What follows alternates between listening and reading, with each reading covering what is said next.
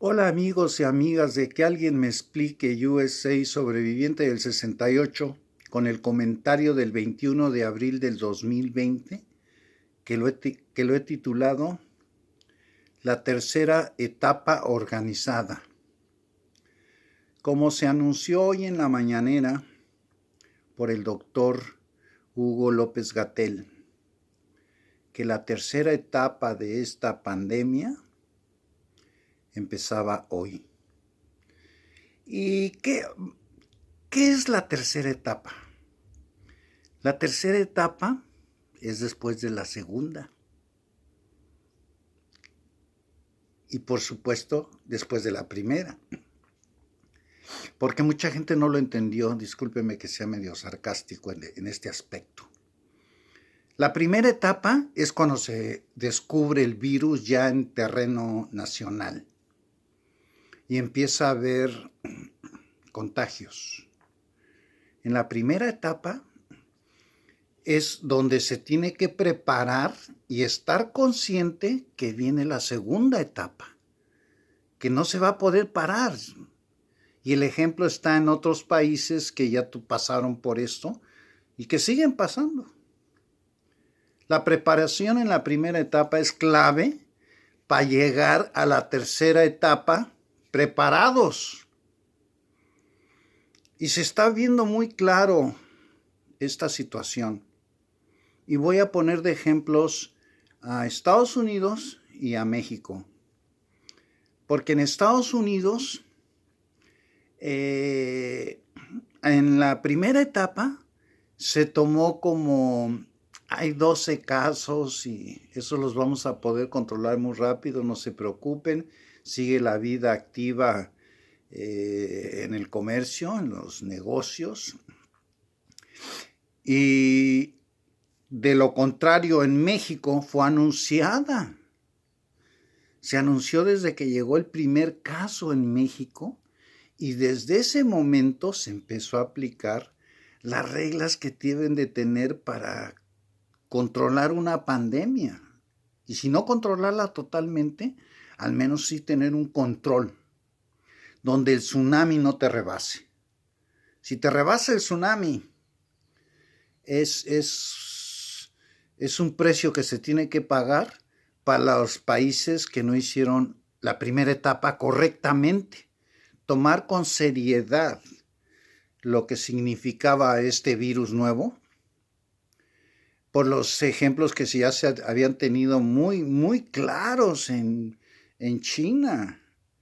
Se veía que había ciudades donde estaban totalmente acuarteladas, no dejaban salir, un control tremendo, porque sabían bien que si no controlaban esa primera etapa o ya metidos en la segunda etapa, cuando llegue la tercera etapa va a explotar. Y eso lo estamos viendo desgraciadamente aquí en Estados Unidos. En Estados Unidos se ignoró la primera etapa, se empezó a poner atención en la segunda etapa y ya muy cerca a la tercera etapa se empezaron a hacer las recomendaciones que se deben de hacer en la primera etapa. Y por eso, déjenme los actualizo en los números actuales, hay 814,587 casos de coronavirus con 43,796 muertos. Si bien recuerdan, en el video pasado estábamos en los 41 por ahí. 24 horas después nos da a entender que los casos de muerte siguen existiendo. Y hay que recordar que esa gente que se está muriendo por lo regular ya llevan 2 semanas más o menos con la enfermedad. Quiere decir que viene otro grupo de 2 semanas antes donde va a llegar a la tercera etapa, o sea, la etapa ya de clínicamente, donde se tienen que usar ventiladores y se tiene que hacer muchísima cosa para luchar por la vida de la persona. Y pues claro, en países que se manejan en el capitalismo, pues esto ha dañado mucho a Estados Unidos. Ahora, con el problema del petróleo a nivel mundial, donde se está regalando el petróleo, es más, te cobran por agarrarlo, por tenerlo. Pues esto está afectando muchísimo a Estados Unidos. Va a afectar mucho, porque se está uniendo a la crisis sanitaria y ahora con la crisis de hidrocarburos, que ha sido uno de los ejes en los últimos 5 o 8 años en Estados Unidos, de un crecimiento. Por eso su balance comercial se ha beneficiado por la venta, de convertirse de un país que importaba, ahora se convierte en el país que más petróleo fabrica o extrae del mundo. Entonces ahí hubo un pleito entre los árabes y Estados Unidos, que para serles sinceros no creo que dure mucho, porque ya el presidente Trump advirtió a los árabes, a Arabia Saudita, que si van a afectar la economía de Estados Unidos, entonces ellos ya van a dejar de cuidarlos. ¿Qué es lo que hace Estados Unidos? Arabia Saudita tiene muchos enemigos que ellos mismos se han creado. Entonces han tenido el apoyo del gobierno americano para cuidarlos y que la producción no pare, porque el occidente es de donde agarran su petróleo, de Arabia Saudita. Así es de que o le paran o ya no los van a cuidar. ¿Y qué pasaría si no los cuidaran? No, pues problemas fuertísimos. Que si ahorita, por ejemplo, están regalando el petróleo, en una situación así, el petróleo se vuelve a convertir otra vez en el oro negro. ¿Qué hizo México? Cerrar la válvula, incrementar el refinanciamiento. Refinar las gasolinas, los petróleos, son la creación de trabajos bien pagados. Lo vemos aquí en Texas, la gente que trabaja en la industria petrolera, trabajador común y corriente, ganan bien. ¿Por qué no crear esos trabajos en México?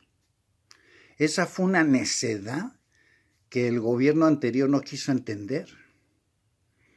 Que el comprar gasolinas en el exterior era expulsar de México buenos trabajos bien pagados, por no querer hacer una infraestructura o mantener la que ya se había en óptimas condiciones, de lo cual no vimos en las refinerías. Entonces, en una mano maestra de nuestro gran presidente, dice, no se preocupen, mexicanos. Como él sí tiene visión de futuro y no le gusta pisar en algo que no sea firme, se contrataron estos seguros que van a pagar a México, si no la totalidad, una gran parte de la pérdida que se está teniendo ahorita por la falta de venta de los hidrocarburos, pues México va a hacer con sus seguros que sacó el año pasado y que costaron bastante. No eran baratos. Lo que no hizo Estados Unidos. El país que todo se mueve por medio de seguros.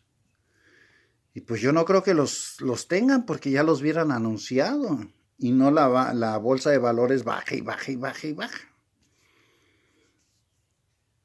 ¿Qué es lo que va a causar esto a Estados Unidos por no haberse preparado en la etapa 1? Incrementar su deuda externa, porque no le queda de otra. O sea, tuvo que parar toda la industria, mandar las gentes a su casa, pagarles por no trabajar, por no haber hecho bien su tarea en la etapa 1.